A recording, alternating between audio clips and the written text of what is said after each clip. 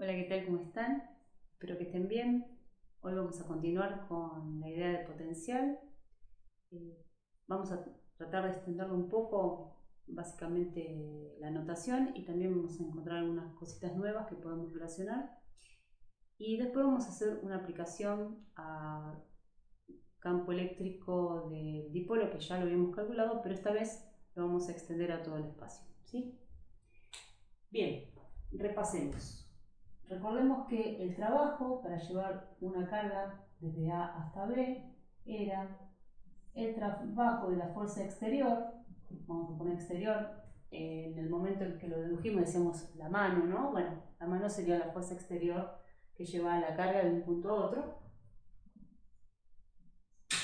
Producto escalar, el diferencial de L, que era el diferencial de longitud de curva. Bien, de acá nosotros podemos llegar a ver que esto está, digamos, si uno lo que traía era la carga de prueba, o si lo pensaba por unidad de carga, terminaba viendo que esto era el delta B entre A y B del campo eléctrico menos, acá un menos, y este campo eléctrico era el campo generado por la carga, por una carga que generaba el campo, y yo traía una carga de prueba o una carga que uno quisiese en contra, o llevando para allá o para acá. Eso es indistinto, simplemente hago un trabajo sobre esa carga para trasladarlo de un punto a otro y manteniendo, digamos, el campo generado por la primera carga, ¿no? Bien, vamos a hacer un dibujo porque decimos demasiadas palabras y por ahí supongamos que la que es generadora del campo era esta. Nosotros vamos de un punto A a un punto B. También habíamos visto que cualquier curva que hagamos, no necesariamente por esta, sino si vamos por esta o vamos por esta, habíamos visto que el trabajo era el mismo. Y el trabajo por unidad de carga, que es la diferencia de potencial, va a estar ligada al campo eléctrico. Fíjense que acá aparece una fuerza, acá aparece el campo, acá aparece el trabajo y acá aparece el potencial. Fíjense las unidades, acá tenemos Newton, acá Newton por unidad sobre Coulomb, y acá tenemos Joules y acá Joules sobre Coulomb, que es Volt, ¿sí? Para que vayan recordando las unidades. Bien, si uno piensa que la diferencia de potencial estaría asociado a la integral del campo eléctrico, entonces uno podría ver, digamos, que la derivada del potencial es el campo eléctrico, pero no es tan simple, no es tan simple. Entonces, lo que vamos a hacer es, primero recordar que nosotros teníamos que, por ejemplo, si tenemos, esto era la diferencia potencial, recordemos un poquito, esto es BB menos BA, ¿no?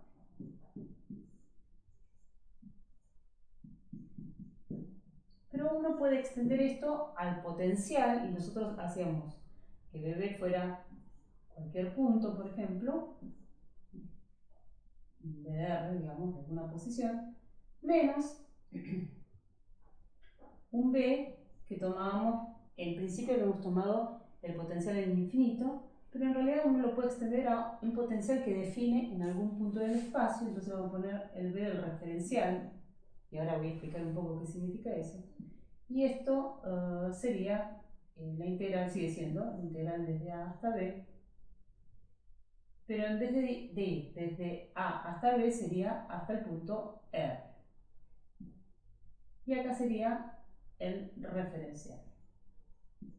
¿Por qué estoy haciendo ese cambio? Ahora vamos a poner referencial acá y acá vamos a poner así. Integral. ¿Por qué hago esta pequeña variación de notación? Fíjense que este es el valor del potencial en el referencial. Ahí lo vamos a, así queda bien matemáticamente. Entonces, habíamos dicho que uno podía construir una función potencial que era que uno traía la carga de, supongamos, el infinito hasta algún punto, y ese trabajo podía ser, el trabajo llega a este punto o a cualquier otro punto en el espacio. ¿no? Entonces, ese trabajo dependía del punto final a donde yo quería llevar la carga, en definitiva, en la posición del R. Fíjense que esta es una posición, por eso es D de R. No se confundan con el potencial, que potencial es una escala. Pero depende de la posición y la posición es un vector. Entonces fíjense que acá yo lo que hice fue el punto B, en vez de escribirlo como B, es algún punto en el espacio. Supongamos no necesariamente este B, sino cualquier punto en el espacio. Y el referencial es el potencial que yo definí, que es donde yo elijo el cero de potencial, en el momento que lo hicimos para una carga puntual, que habíamos hecho la deducción, lo veíamos como el potencial en infinito, y en el potencial en infinito lo hacemos cero. ¿Se acuerdan? Esto lo que hacíamos era, en ese caso, que el B del referencial, para ese caso que habíamos elegido, era igual al B de infinito e igual a cero. ¿Sí? Eso lo habíamos elegido, eso recordamos, ¿no? Bueno, entonces acá lo que estoy haciendo es como escribir la misma idea pero con otra notación. ¿Por qué lo hago? Porque entonces me independizo, digamos, del punto A y el punto B. Simplemente en la nueva notación, supongamos para el mismo caso que tengo una carga. En realidad esto lo puedo deducir para un conjunto de cargas y yo traigo una carguita de prueba del infinito o una carga común. Eso no importa. Pero bueno, la idea es que yo lo que estoy diciendo con esto es que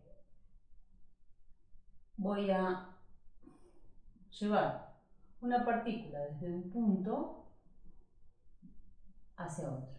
Y supongamos acá en este caso que yo elijo el origen del sistema de coordenadas que después elija, porque acá fíjense que todavía no puse un sistema de coordenadas, simplemente posicioné, digamos, este punto, que este punto sería el punto B, digamos, y este sería el punto A. Pero ahora yo, en vez de escribirlos así,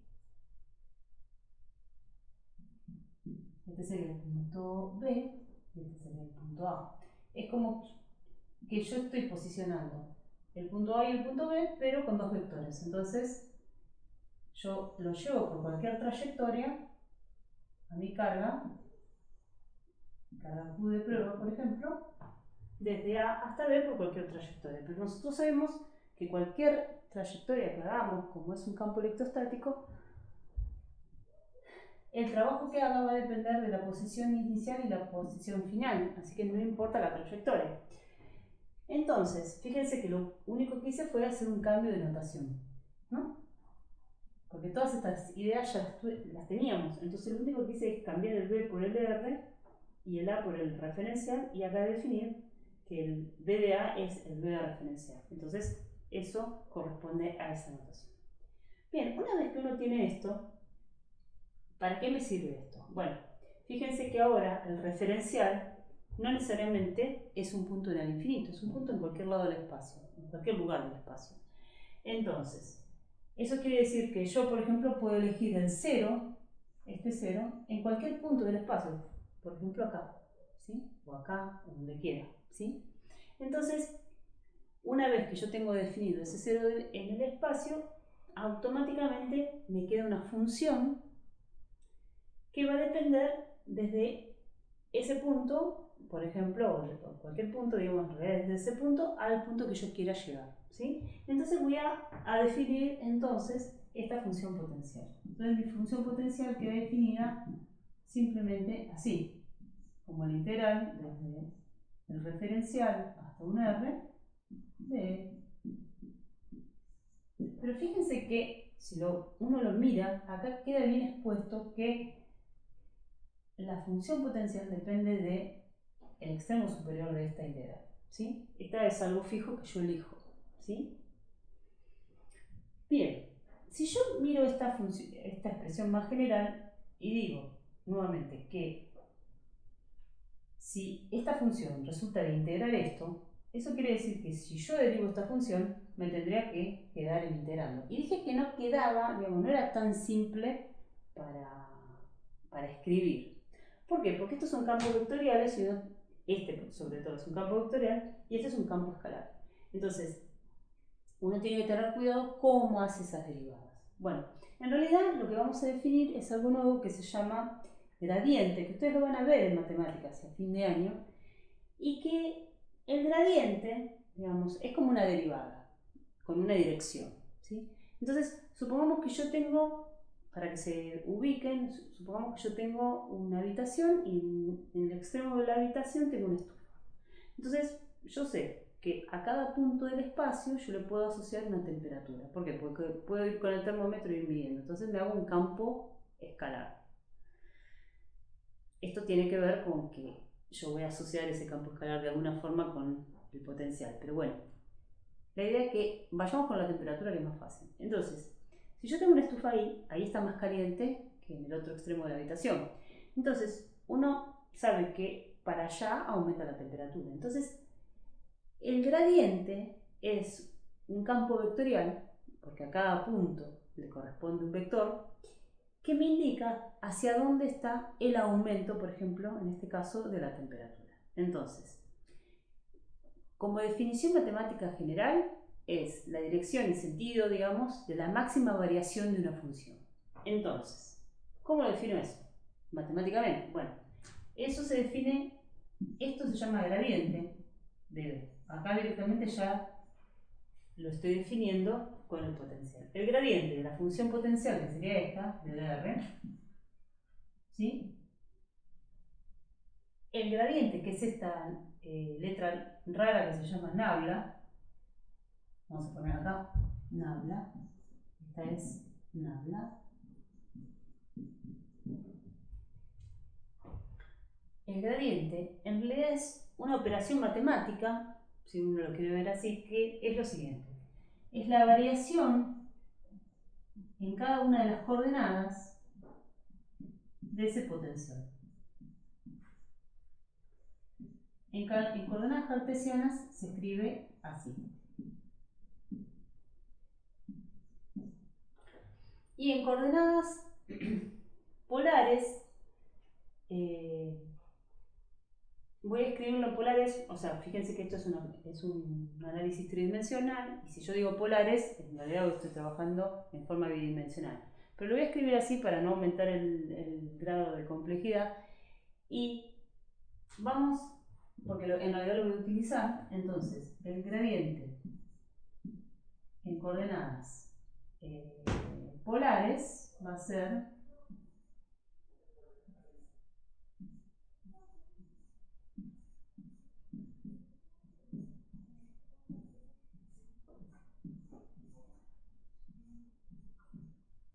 bueno, si ustedes recuerdan un poco el tema de las coordenadas polares, esto se van a acordar, digamos, salvo que acá por ahí aparece una R mayúscula de la R minúscula, pero van a recordar que aparecían tanto el tita versor con un modelo reversor.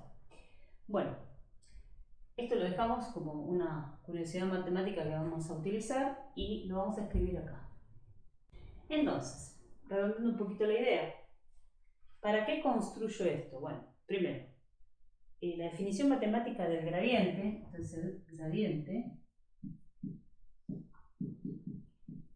en este caso, esto es el gradiente del potencial.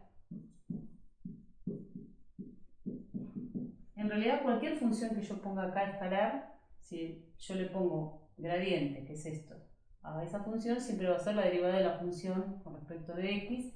Estos son variaciones parciales, ¿sí? Es la variación con respecto a esta única coordenada, y las otras las dejo fijas. Esta es la variación de b con respecto de y estas dos las dejo fijas. Y acá, esta es la variación de b con respecto de z, y a las otras dos las dejo fijas. Esa es la idea, ¿sí? Acá lo mismo con coordenadas polares. ¿Por qué me interesa esto? Bueno, porque esto va a estar ligado, si yo hago toda una matemática, va a estar ligado con esta parte.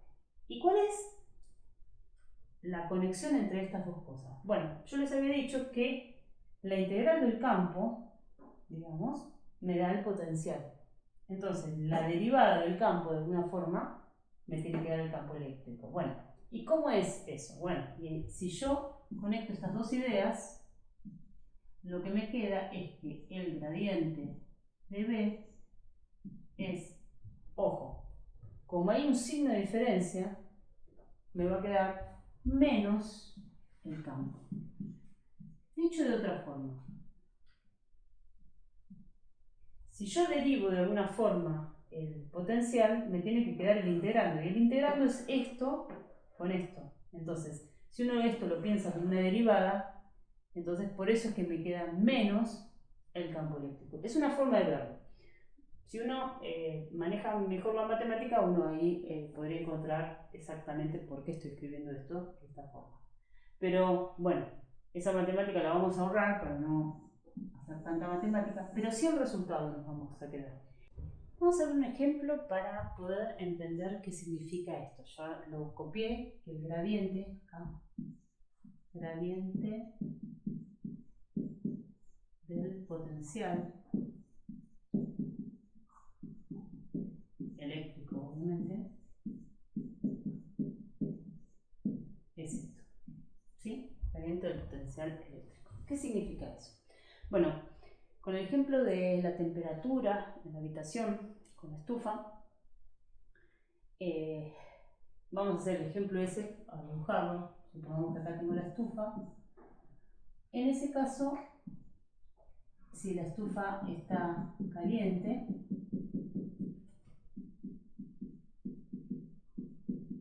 lo que estoy diciendo es que va a haber vectores que me van a estar indicando que para ese lado hay un aumento de la temperatura. En ese caso, si es con la temperatura, yo lo que voy a tener acá son gradientes de temperatura. Acá la función va a ser la temperatura. Ahora, ¿cómo se traslada este concepto con el tema del campo eléctrico? Bueno, vamos así. Vamos a verlo con una carga, positiva primero y después vemos con una negativa. Si Q es positiva, ¿no? Nosotros sabemos que superficies equipotenciales van a ser esferas concéntricas.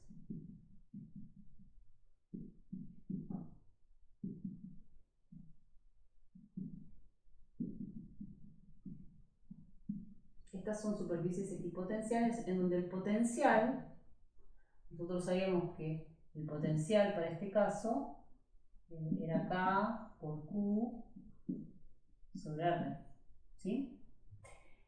Eso quiere decir que el potencial, a medida que yo me alejo, disminuye, porque si este número se hace cada vez más grande, B se hace cada vez más chiquitito. Recordemos que B es de la posición, ¿no?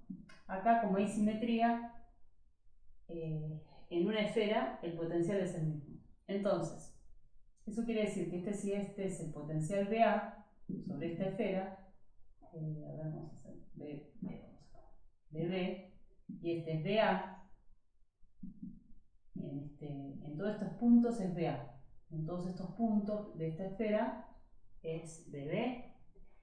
Nosotros además sabemos que el campo sobre estas superficies es perpendicular y además apunta hacia afuera y decrece a medida que nos vamos alejando de la carga. Eso lo sabemos, porque recuerden que el campo de acá por Q sobre R cuadrado, R versor. Fíjense que esto es un escalar y esto es un vector.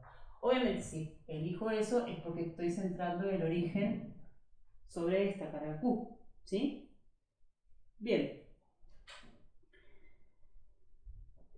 Además habíamos calculado que a medida que nos acercamos a la carga, el potencial aumenta, por lo tanto, el B sub B es mayor que B sub A.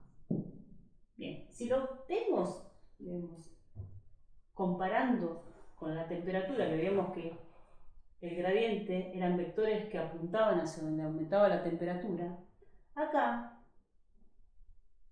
si uno quiere escribir el gradiente de B, o sea, el gradiente del potencial, van a tener que ser vectores que sean hacia donde aumenta el potencial. Y nosotros sabemos que B sub B es mayor que B sub A. Entonces, el gradiente del potencial va a tener que ir aumentando desde, si vamos para acá, ¿no? Cualquier lado en realidad. Van a tener que ser vectores que vayan hacia la carga, o sea, al revés que el campo. Entonces fíjense que esto sería gradiente de B.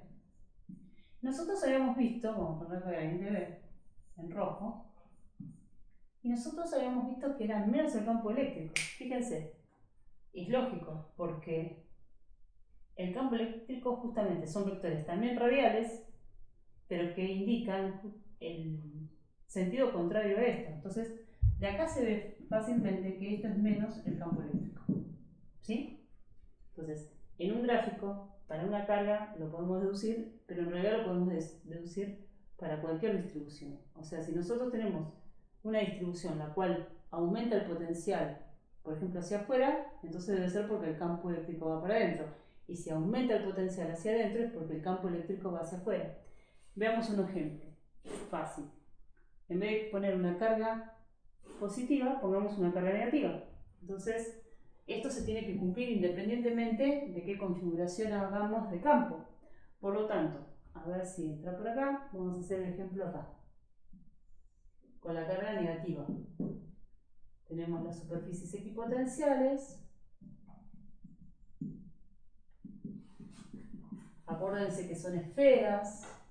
Por las dudas, acá les pongo que son esferas. ¿Sí? Entonces, el campo eléctrico en este caso es un campo que va hacia la carga.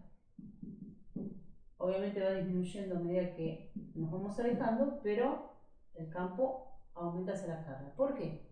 Si lo ponemos, por ejemplo, por acá, tenemos que, vamos a borrar el ejemplo de la estufa porque ya no lo necesitamos. El campo, en este caso es menos KQ sobre R cuadrado, R reversor. El otro era KQ sobre R cuadrado. Bueno, acá para este el campo es así, entonces el vector apunta hacia la carga. Y entonces, analizando que el potencial va a aumentar en el sentido contrario al campo, eso quiere decir que si este es, volvemos a poner B sub B acá y B sub A en esta esfera, o sea, toda esta esfera tendrá potencial B sub A y toda esta esfera B sub B.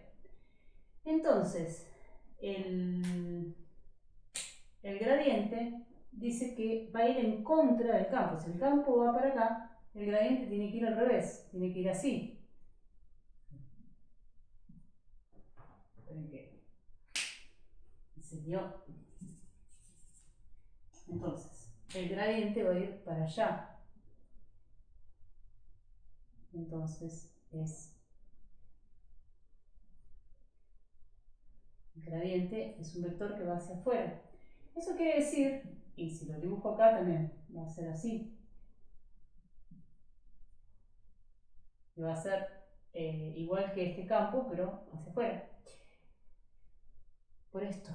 Entonces, de acá podemos deducir fácilmente que B sub A va a ser mayor que B sub B.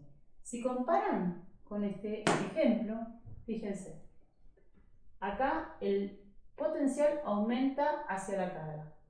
A medida que me acerco a la carga, aumenta el potencial. Y en este caso, que la carga es negativa, el potencial aumenta, pero cuando me alejo de la carga. ¿Sí? Si lo pensamos, ¿cómo lo podríamos pensar a esto? Bueno, si yo tengo una carga positiva, como es la carga de prueba, lo que va a suceder es que si yo largo la carga de prueba, automáticamente iría a la carga negativa.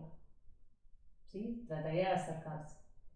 Entonces, yo alejándola es como aumento la energía del sistema, porque la estoy alejando y va a tener más energía cuanto más lejos esté. Acá al revés, como la carga de prueba, recuerden siempre que este análisis se hace porque estoy pensando en que la carga de prueba siempre es positiva. Recuerden, por definición la carga de prueba es positiva. Entonces, si yo agarro la carga de prueba en este caso y la voy acercando, el potencial va a ir aumentando a medida que yo me acerco.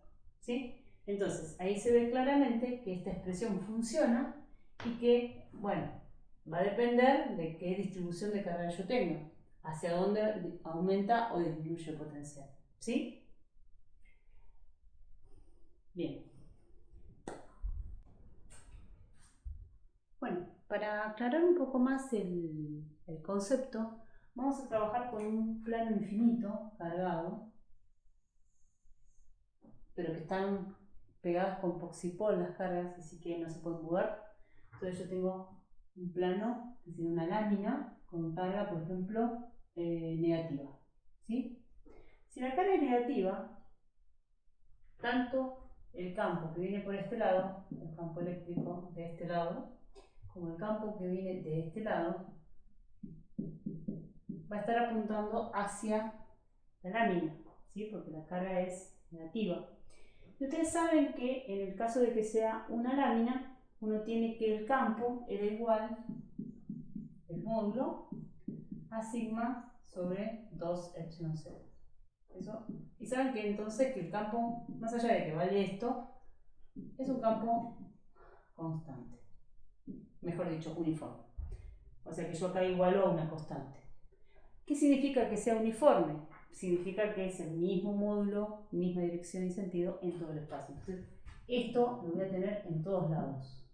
Si voy acá, también el mismo tamaño del vectorcito apuntando para el mismo lado. Y acá también. Bien. Bueno. Nosotros sabemos que el gradiente del potencial, o sea, el potencial del campo eléctrico se relaciona de esta forma. Además de la integral, también se relacionan de esta forma. Entonces, si el campo eléctrico apunta para acá, ustedes ya se dan cuenta para dónde va a apuntar el gradiente.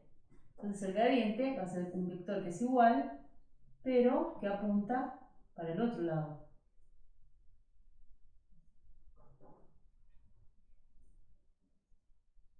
Es el mismo vectorcito, es el mismo tamaño y todo. También ese gradiente va a ser igual, digamos, en cada punto del espacio. Y eso lo que me quiere decir son dos cosas. Primero, que las superficies equipotenciales van a ser planos también, paralelos al plano cargado, porque recuerden que siempre las superficies equipotenciales son perpendiculares al campo. Entonces, la pregunta es, si yo tengo dos superficies, lo mismo va a pasar de este lado. No lo dibujo porque es lo mismo, en realidad. Si esto es lo que sucede y el gradiente apunta para allá, supongamos que este es B sub A, ¿qué quiere decir? Todo este plano tiene un potencial B sub A y todo este plano tiene un potencial B sub B. ¿Cuál será de mayor potencial? Bueno, entonces voy a mirar el gradiente. El gradiente me dice hacia dónde aumenta el potencial. Por lo tanto, con esto yo veo que B sub B es mayor que B sub A. ¿Sí? Porque justamente el gradiente está apuntando para allá. ¿Por qué? Porque el campo está apuntando para allá. Se cumple esto, el aumento, o sea, a medida que me voy alejando del plano, aumenta el potencial. ¿Sí? Bien.